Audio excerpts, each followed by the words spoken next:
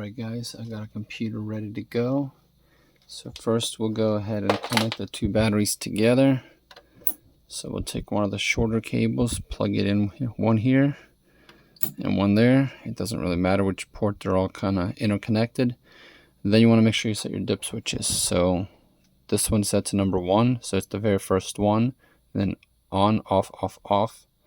And then the second one is number 2. So it's going to be actually two up, I believe, 2 down. You'll have to check the manual to be 100% sure, but I believe that's number 2. They're both turned on. So now they give you this USB cable. You'll plug it here or here, doesn't matter where. And then let's just plug this into the computer.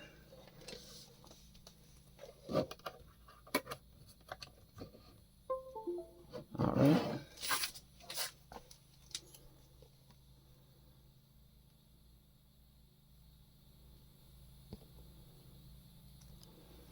So we'll go to the website,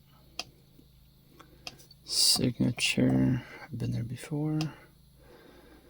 You want to make sure you find the correct batteries. So I have a 24 volt pack. So we'll select that, go down to your BMS software, click download.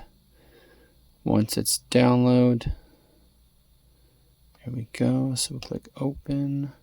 So I'll double click on that. I'm going to drag this to my desktop just so I have it. And that's it for the website.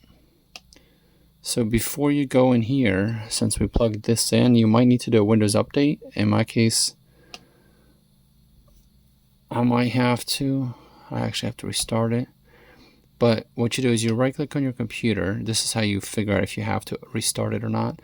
Go to manage. And then you go to your device manager. Look for your COM ports. So here we got ports, COM right here. Open it up and see my USB serial cable is already working. So I don't have to do updates, but if yours is not working, all you do is you right click on it, go to update driver, search automatically, and then right here, search for Windows Update. You click on that, it'll search for your updates. You'll just have to restart it, that's all. And in this case now it tells me it's COM 4. So now we'll go to the software. We'll launch this program here. It's gonna say it's a virus, but we know it's not, so we click run anyway. Click yes, and there we go. So here's the little software. You select your correct COM port number. In this case, it's already preset to 4.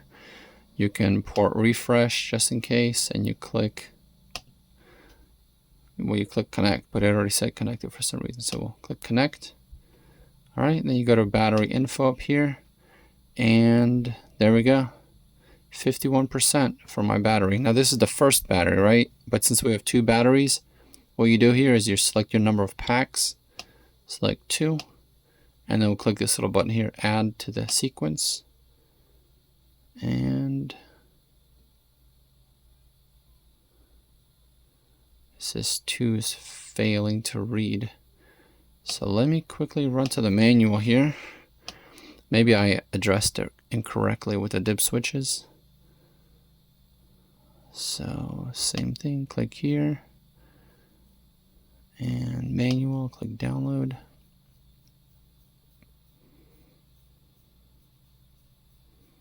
So just look for something, there we go. So number 2 is, okay, so I was wrong. 3 is up, up, down, down. 2 is down, up, down, down.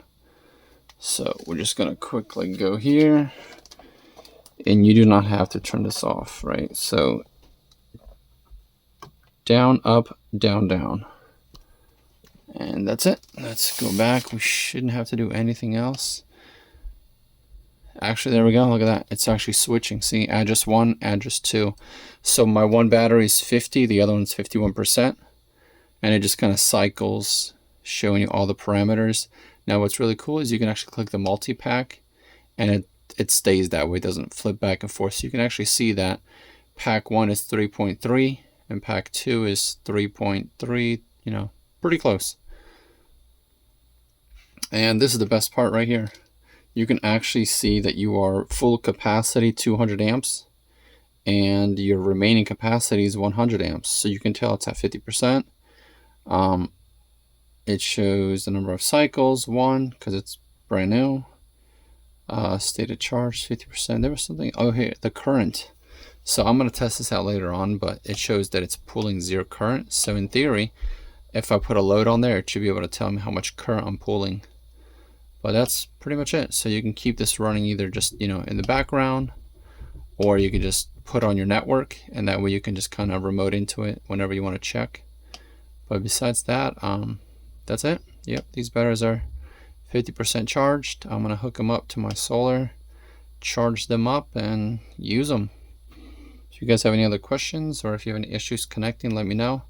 Otherwise, I hope this info was useful, and so far I'm pretty excited.